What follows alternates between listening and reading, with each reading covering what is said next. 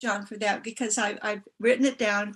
It'll absolutely be on my list, but it's the thing is to, yeah, and one is to teachers, when here's how you use this camera, here's how you use something else and set that up.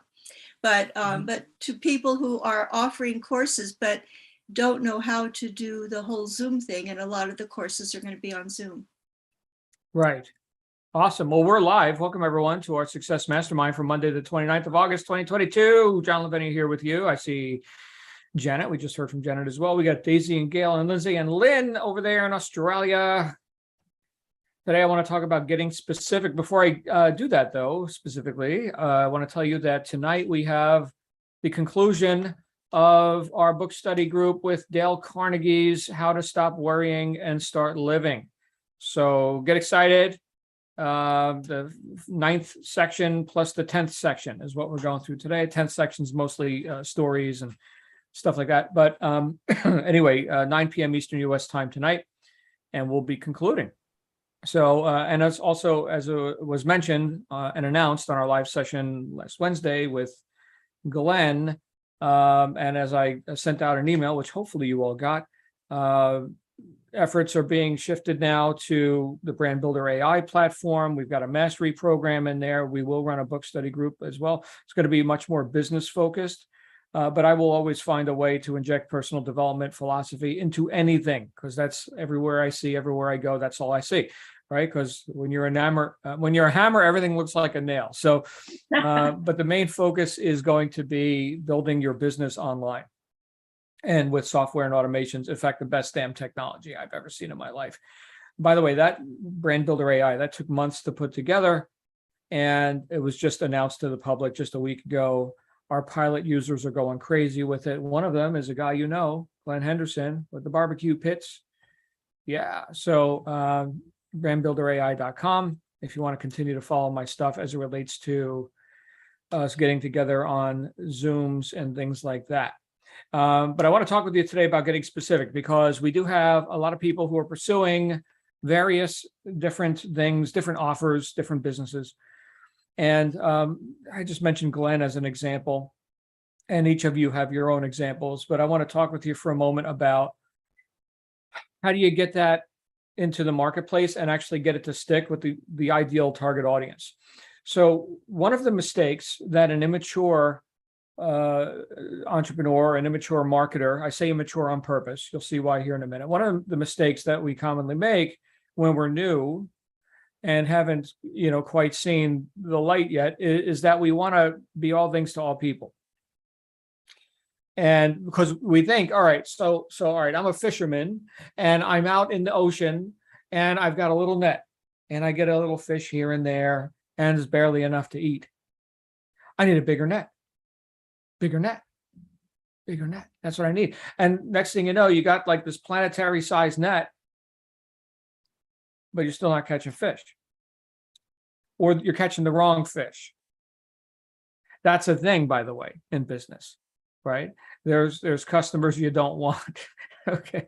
So what's the answer? It's not a bigger net, it's better bait. Better bait. Okay, so you think now that here in the ocean, using the ocean metaphor, you've got the type of fish you want, the type of fish you don't want, and then you've got the possibility of no fish, right? So while someone's new with a business, an offer, right, a product, while somebody's new with putting that into the marketplace, stats are low, they want the stats to go up. Bigger net is the immature approach to doing that. Better bait, in other words, more specifically, impinging on the already existing conversation that's happening in the mind of the right fish. So it's not like a convincing argument, it's a compelling offer. Way different and way better, in fact, right? I'd rather have a compelling offer than a convincing argument, because a man convinced against his will is of the same opinion still. So what if we were able to communicate directly to people who are predisposed and pre-motivated to already wanting what you've got? All we got to do is speak their language specifically.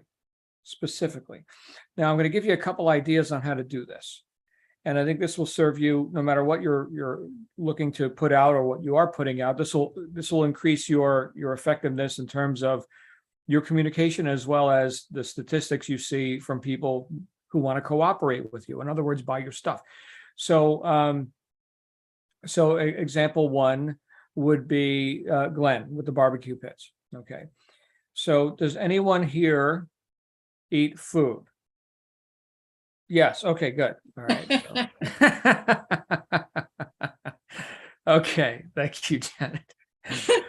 Janet's unmuted. She'll be the laughter, the peanut gallery. Okay. All right. So that's a yes. All right. So out of those of you who eat food, those few of you, okay, how many of you like your food cooked on open barbecue pit? Okay, great. And then out of those of you who like to do that, how many of you do it as an art, like it's a passion of yours, or it's something you actually engage in, like competitions, you go to the state fair and you're having the barbecue cook-off? And I don't see any hands. Okay, well, how many of you are running a restaurant, you see? And so your passion for cooking over open barbecue pits, and you attract other people who want to eat but don't want to actually engage in the art of making the product. Okay, so if you run a restaurant, that could be you, assuming you cater to people who like barbecue. So we just got a lot more specific, and we just went in two different directions. You see the fork in the road? All right, so people who eat food, people who like barbecue, people who love it as a passion, people who love it so much that they sell it, right? They sell the product of the barbecue, that which has been cooked, and now people can come and eat it and pay a lot more than you paid for the meat because now you cooked it for them. So in this way, we already have two different roads that we can go down. And Glenn's not here right now. He could speak to this better than me, but it'll work in any industry, okay? But the conversation that needs to happen now to the barbecue smoker, maybe competitive enthusiast, or the person who just lives to do barbecue, like that's their life passion in a private setting, okay, not commercially. Well, there's a conversation that needs to happen there, and that conversation must impinge upon the narrative that's already going on in their mind, which they may have invented. They most likely assimilated from hearing other people who are also of that ilk. And you can find these people on the barbecue social groups, the forums, the barbecue itself. I mean, go hang out at the neighbor's house, right? So you can survey the scene, and you can take mental notes and maybe even actual notes, right? That's what surveying is. You're getting data, right? You're getting information about what these people want and the language they use to express their wants, their desires, their proclivities. Different conversation for the restaurateur, not an easy business, okay? And their interest in attracting more customers and actually making a profit, right? That would be good. But doing so while at the same time communicating with them that this would be an efficient way and a cost-effective way for them to engage in their passion. They're a barbecue chef, or however they identify, and that it would engage the passion of the customers who come in and exchange money. All right. So two different conversations, same exact product, right? Here is a piece of metal that holds the fuel, coals, wood, whatever. I'm not the barbecue guy. Okay, Glenn could explain it all. And the welding and the iron quality of the steel. Okay, right. So those are all features. But why do I care? For the enthusiast, they care for their personal reasons. For the commercial user, they care for the purpose of commerce, right? Selling. Two different conversations, and we're not even down the rabbit hole yet. So getting specific, here's the thing. I said better bait, right? So Lynn has print on demand products that people can buy or not, right? And assuming that they can find Lynn, right? And that she's She's properly promoting into the marketplace, which is the vast ocean. Okay. But there are people who she does not appeal to, and there's people that she wants to appeal to. So here's the question. The people, like when, and Lynn, you don't have to answer this out loud, but when you create a product, do you envision in your mind the ideal customer avatar, right? Do you actually invent the person, Lisa? And Lisa is 43 years old. She's got 2 kids and a dog, and her husband is an accountant. And like actually invent this person, and you're selling to that person before you even create the product. You're selling specifically to that person and only that person, and you're creating the best bait you can possibly create for that person, so that the moment they discover you, they're like, I cannot live without this. I didn't know it existed 5 seconds ago, but now here's my credit card, right? Now, good news. If you sell to Lisa more effectively than anybody could ever do it, right? If that's the case, well, guess what's going to happen? There's more Lisas. Okay. So the fact that we got very specific and we talked to this imagined person that we invented, okay, there is enough demographic and psychographic overlap with people, right, that there's probably 1 million Lisas. But if you're vague, if you didn't talk to Lisa, well, then you didn't talk to those other 1 million Lisas either. But what about Bob? I left Bob out in the car. We'll sell something to Bob later. Okay, right now we're selling Lisa. And this is the beauty of, well, a lot of the stuff that we've covered here throughout the last couple of years with this group, because I come from sales. And like I said to you guys just before we went live, if you're a hammer, everything looks like a nail, right? So I see everything as an opportunity for personal development, communication skills, sales, salesmanship, all of that, right? So that's the world, that's the ocean that I swim in. So if you look at everything that we've done up to this point to develop you, reading the books and hanging out and being on these lectures and stuff, and now you can communicate better, you can more effectively carry those skills into the marketplace and actually hit targets. Here's the thing, guys. Everything that we've done, and that I'll continue to do via Brand Builder AI and John and Shannon coaching and a course that I'm retooling to put out. What do you guys see this? It's all about efficiency and time management. But everything that I do is designed, well, in my mind, is for use, right? It's not, oh, wow, man, that was really cool stuff. Wow, listen to those words. I don't care, right? It's for use. And so if you've been able to get any personal development, any improvement, any distinctions about how you up to this point have intended to operate in a general or specific sense, and how you intend to in the future operate, well, then I would say that you are well armed. In fact, you probably have an unfair advantage. Does anybody think that if you hung around a barber shop for 2 years, that you would know something about cutting hair? You would.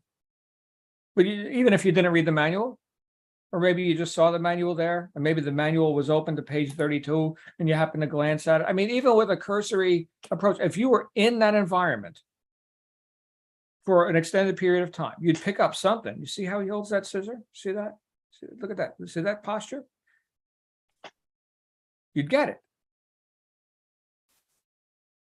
Which is why we've been as consistent as we've been with all this, because I'll tell you what, and I've said this many times, I need reminder, because as easy as it is to do the right thing, it's even easier to just not do it. So I immerse myself in an environment where the success I seek is already a reality, not just a theory, a reality. And then through osmosis, I can pick stuff up, right? There are people who they go to a foreign land, right? And next thing you know, they're hearing Spanish or whatever, right? And you start picking it up. So that's not a weird or strange thing. That's just your environment.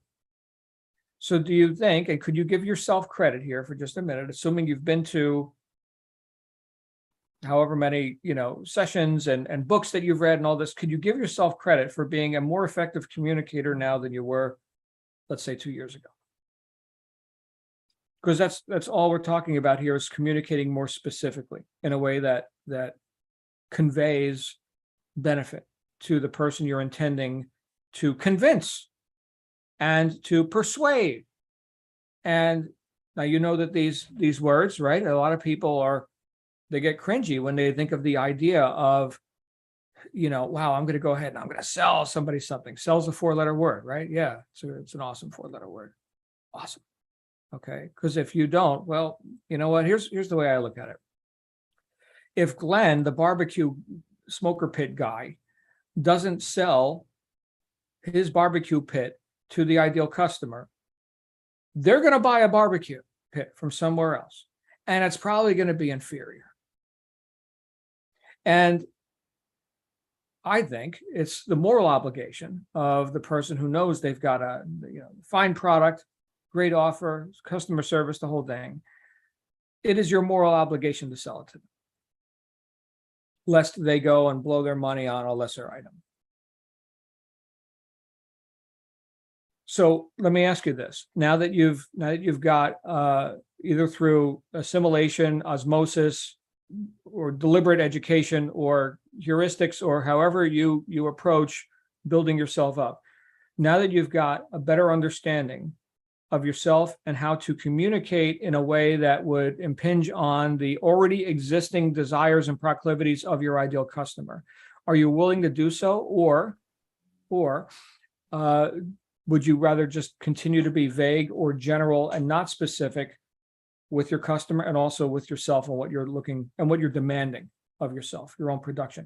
Guys, this may sound like a weird question, especially coming from me, but I could tell you that one of the subterfuges, right, one of the ways that I could occlude and kind of be reasonable and mask my own unwillingness to put it, I don't want to say shove it down their throat, but to really deliver the message in such a way that persuades and causes a person to say, you know what, here's my credit card. One of the things that would cause me, and I see in the past that have caused me to do that, is when I was unsure of my own value.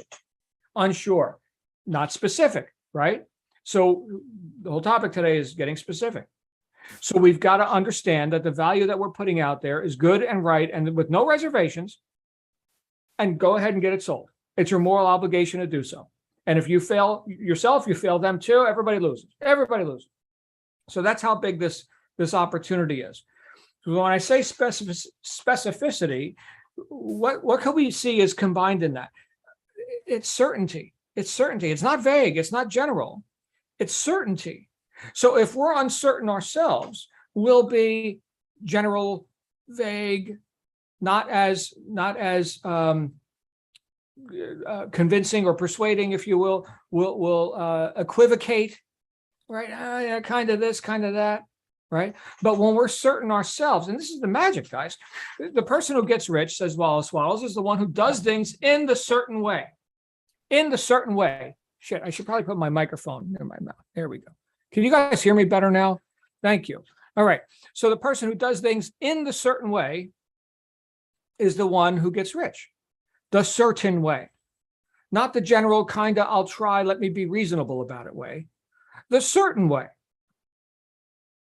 So we've got to get specific with ourselves, and then we can be specific with others. There's the whole point of personal development. There's the whole point, is to get all the vias and roundabout equivocations and hedging and maybes and considerations and Q&A, get all this crap out of here. So I can just be specific and be certain. And then the communication, you know what? I don't even need to use as many words. John, how are you able to hear somebody who was sitting on a maybe for 3 months, and you talk to them for 20 minutes and they bought? How does that happen?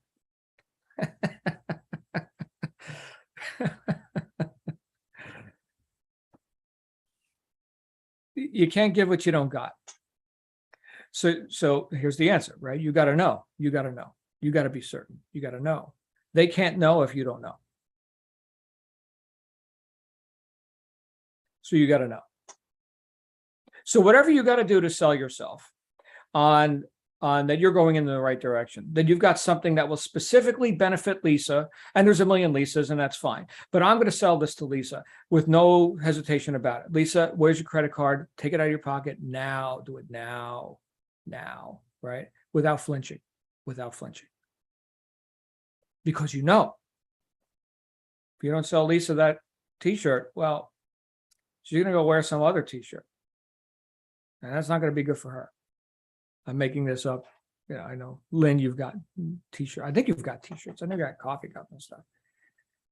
Printable items, Christmas ornaments.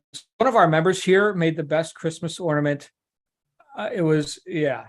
So maybe she'll do it again when Christmas time comes around. Lindsay, I think you got to see it. Missy made a Christmas ornament. Yes. Yeah, it was awesome. I bought, I think, a dozen of them and gave them to friends. Yes, she's Okay. talented. She Right. that's good. Yeah. So now Lindsay, right? There's another example, right? So Lindsay has developed, at least in my assessment, having known Lindsay for years, she's developed a level of certainty which she didn't have before. Her communication is much more definite than it was before. That doesn't mean she's a wordsmith and a public orator, although I suppose that's a possibility. But the definiteness with which she can communicate specific benefits to people, and we've talked about this, Lindsay and others, and have enough attention off herself. She's already sold. I'm good. Okay. But have enough attention to put on the customer. So when they say some objection or some bullshit response, she's able to actually hear it and hear what's really going on and answer it, maybe even with a bit of wit and with no attachment and with not getting off her perch of certainty. Yes, Right. that has been. I can do that with certainty. Right. I don't white knuckle the phone waiting to press call. I just call. Put your point across. Leave a voicemail. If they don't respond, get their attention somehow. Right. Because you do have something that they need. Right. Thank you. And you could totally screw up the whole conversation, but the fact that I'm still certain about what I'm doing, it doesn't matter. I mean, Right. you can get major facts wrong, and then it's a lot easier. Yeah. No comparison. Because if you're able to speak to the specific things that people want, you don't need to be eloquent. You don't need to be, look a certain way. All the considerations, all the maybes that go on in the mind of the less certain person, all of those are pushed aside so you can just serve a purpose. So I think in conclusion here, and we are going to get together again tomorrow and Wednesday. All right. So Wednesday will be our final general session. But in conclusion here with today's talk, where could you be more specific? I want to thank Janet because she actually introduced this topic because of our little private discussion before we went live. Okay. So you want to teach art or calligraphy or how to use, a software platform or whatever. Well, who are you teaching it to and why do they want to learn it? And what can you do? How can you do that in a way that nobody else could do it or nobody else that they're aware of can do it? Specifically, why? Right. And if we get clear about that ourselves, then it's so much easier to communicate specifically what we can do for that other person.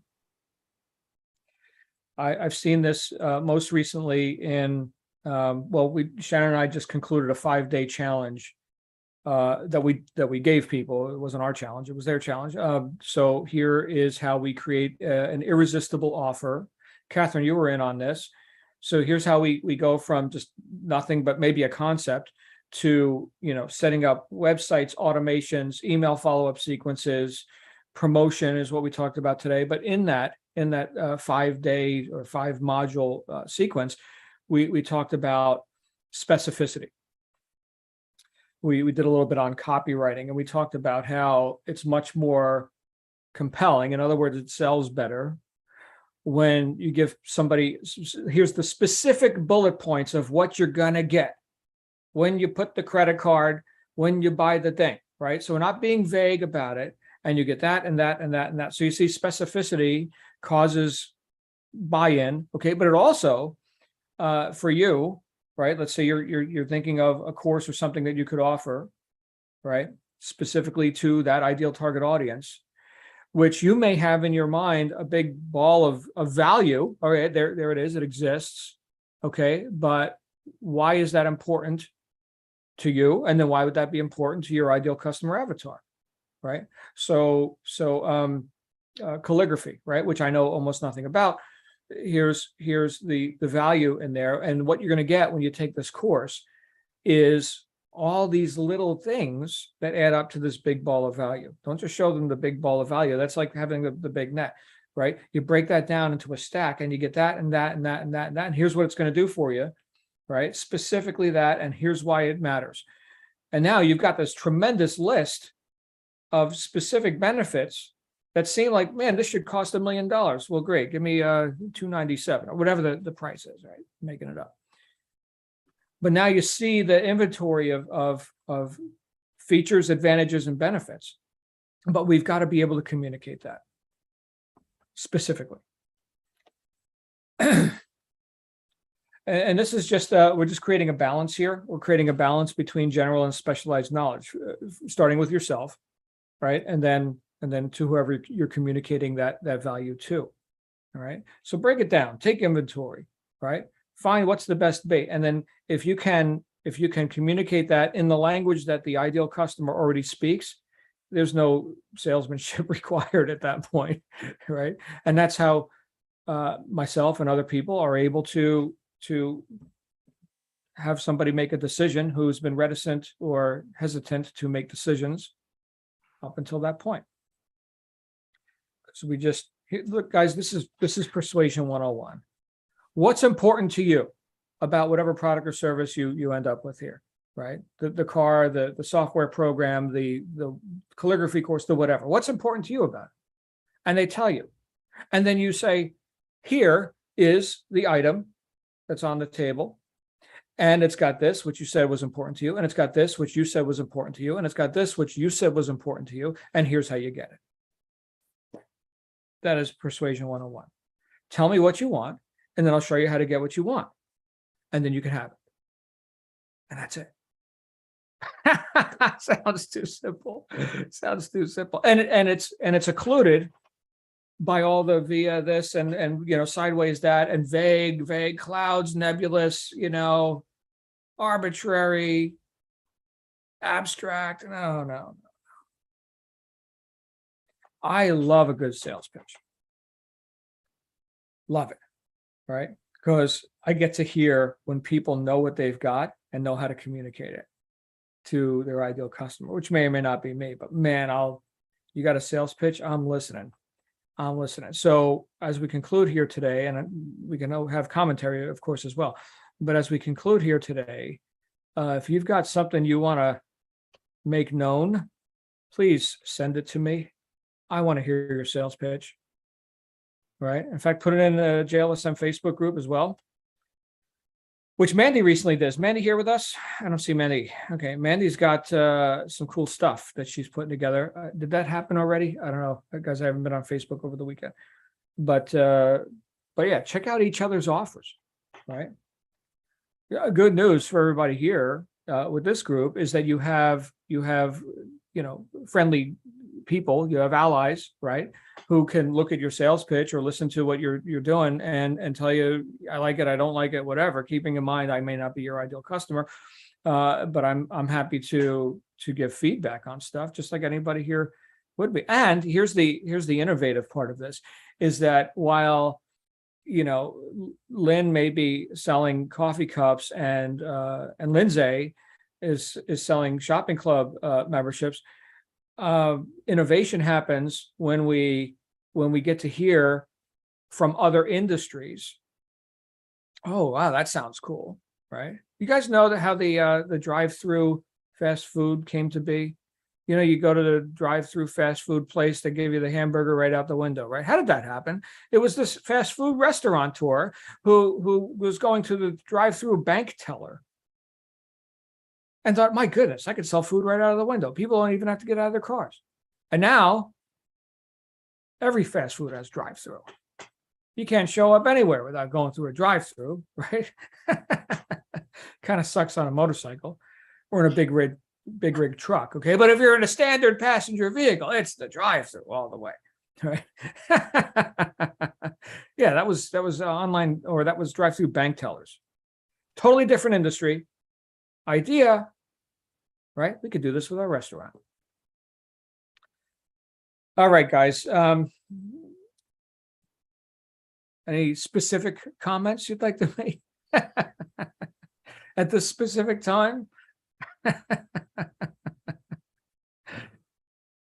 right. Oh, you know what? One more thing I'll say. This is kind of a footnote. You ever listen to people when they talk about something that they've done, but they say, and then you see the thing there, and then you do that, and like they're explaining what they did, but they're saying you did it. Do you ever hear that? That's interesting right there. They're not owning their own actions. That's being general. That's subterfuge, right? And they do it unconsciously too. Okay. You know what it's called? No, I don't know what it's called. You see when they do that? No, I don't see it. What do you see? Right. So this is another interesting, just kind of little communication thing. When you hear people kind of making it general, like all people do this, like you do this. No. What do you do? I don't know. It just came up for me real quick as I was thinking about that. I heard an interview the other day where somebody was going down that road, and what I heard was they're not definite. They're not definite. When you hear somebody with certainty and conviction, right? If they're saying you do this, then they're giving you instructions. Okay. They're not just saying generally that all people do this. Anyway, last call, Janet, Catherine, Daisy, Edward, Gail, Lindsay, Lynn, any thoughts on anything we just covered today? Or did I just completely lose you or put you to sleep? Or what? No. It was great. It was great, John. No, it was really, thank you, John. Thank you. It was great. Mhm. Cheers.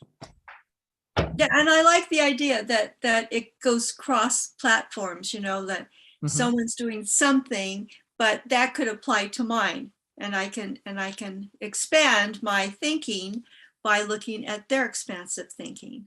So that's also very valuable, and being specific. I like that. And I like the, go to where your customers already are and use their language. I think that's also very valuable. So, my dad was a fisherman. It's not just about the size of the net. It's about the gauge of the net, what fish get caught, what fish don't, things like that. But still, it can apply. And better bait. It was all good, John. Thank you so much. Well, thank you. More food for thought. And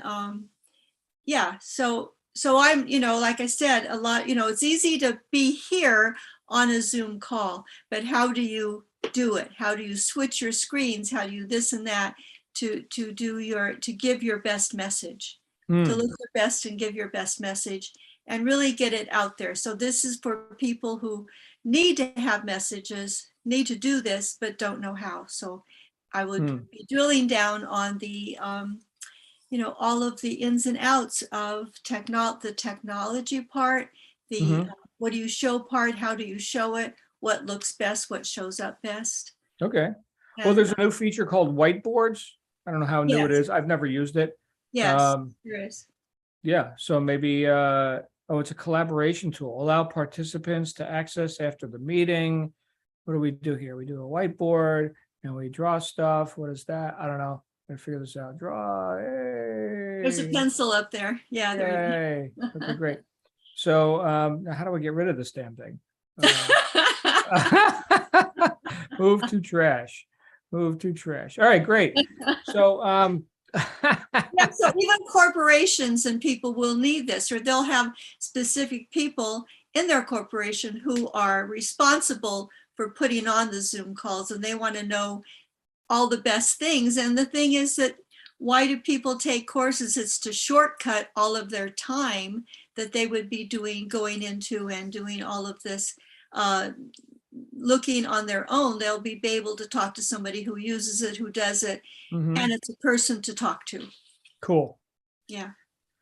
Thank you, Janet. Lynn, you had a comment? Let's get Lynn out here. Where's my friend Lynn? Where is she? Okay, yes, just you were talking about when customers prevaricate or they're not kind of, they've got a whole range of reasons for not wanting stuff. Mhm. And you listen to not what they're saying, but what's coming to your idea, what's coming out from underneath the cause of what they're saying, Mhm. which kind of, I felt that one quite strongly. It's like, oh, that's me. I mean, I do that, and I hear myself do that. I do hear myself do it, but I know I do it. So that was quite an interesting little poke in the, Okay. if you like. It was really helpful. What else did I get? I got customer avatar as a really important thing to take away as well. So Huge. yeah, I mean, I do when I'm designing these things. A lot of the times I do think of a person, and other times it's just I'm amusing myself, and I'm sure there's somebody like me out there. Mhm. But so yeah, a bit of both. But I like that very specific drilling down thinking Mhm. too. So yeah, but anyway, that was just, both of those were really helpful. Thank you, Lynn. And you touched on something which is a beautiful advantage, and that is that your ideal customer avatar, let's say you were a coach, okay, Yeah. and you've overcome some thing, right, which you have, Lynn, okay, so could you then say, well, here's where I was before, and here's where I am now, and here's what I did to get it. Great, I'm coaching on that, and my ideal customer avatar is me 20 years ago. Go talk to you 20 years ago. Right. Sure. Right. I'd have a lot. I could condense a lot of errors into one. Couldn't we all, though? Mhm. Yeah. Well, it's the ultimate survey data, right? I mean, you know who this Lynn character was, who struggled with such and such, and then you can speak that language to that person specifically, and then put it out there and find all the other Lynns. Yes. And maybe they can all go, oh, yeah. Right. And move along faster. Yeah. Or start to realize that that's them. You know, they may not even recognize that that's a part of them. And Lynn, I liked what you said.